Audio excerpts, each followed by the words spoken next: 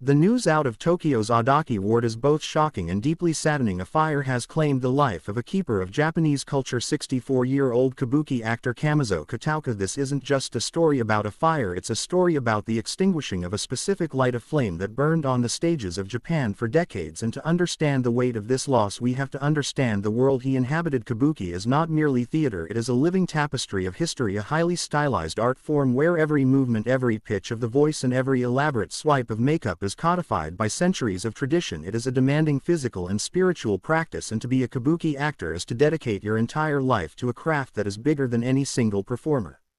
Kamezo Kataoka was one such dedicated artist. He wasn't a household international name like some Kabuki stars, but within the intricate ecosystem of Japanese traditional arts he was a respected and steady presence. His career was a testament to the collaborative nature of this world, often performing in supporting roles that are the essential backbone of any Kabuki production. He shared the stage with luminaries, he was a part of productions at prestigious venues like the National Theatre, and his work even extended into Bunraku puppet theater, showing a versatile dedication to preserving Japan's performing arts heritage. For an actor like Kataoka, the stage was a second home, a place of discipline and beauty, which makes the nature of his passing so profoundly tragic and ironic.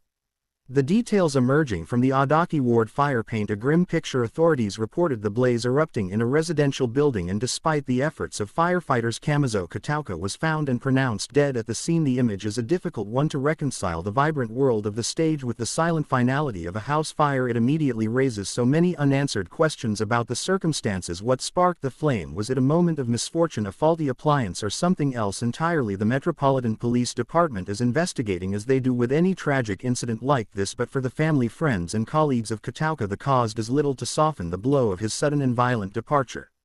The ripple effect of this loss is being felt acutely throughout the insular and family-like Kabuki community. In Japan, Kabuki companies are often built around lineages and deep personal connections. The loss of a senior actor like Kataoka is not just the loss of a performer, it's the loss of a repository of knowledge, a mentor to younger actors, and a dependable pillar for productions. Fellow actors and directors are now speaking out, not about his celebrity but about his character, his unwavering commitment, his professionalism, and the quiet dignity he brought to his work. He was a craftsman, an artist who understood that his role, however large or small, was vital to the whole. The stage feels emptier without his presence.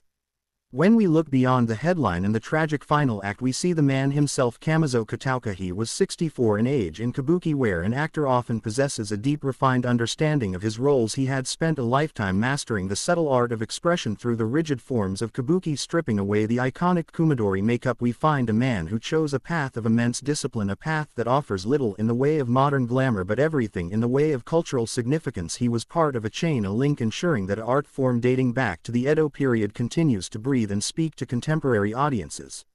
In the wake of this tragedy, we are left to consider the fragile nature of legacy. Kamezo Kataoka's life was a testament to preserving beauty and tradition, yet his death was a sudden, chaotic event that stands in stark contrast to the controlled order of his art. His story now becomes a cautionary note, a reminder of how quickly a lifetime of accumulation can be lost, but in another sense his legacy is secure. It lives on in the performances he gave, in the memories of his audiences, and in the continued work of the Kabuki world he helped uphold. The final curtain has fallen for Kamezo Kataoka, but the echo of his performance, the resonance of his dedication to a beautiful and demanding art form that will undoubtedly continue.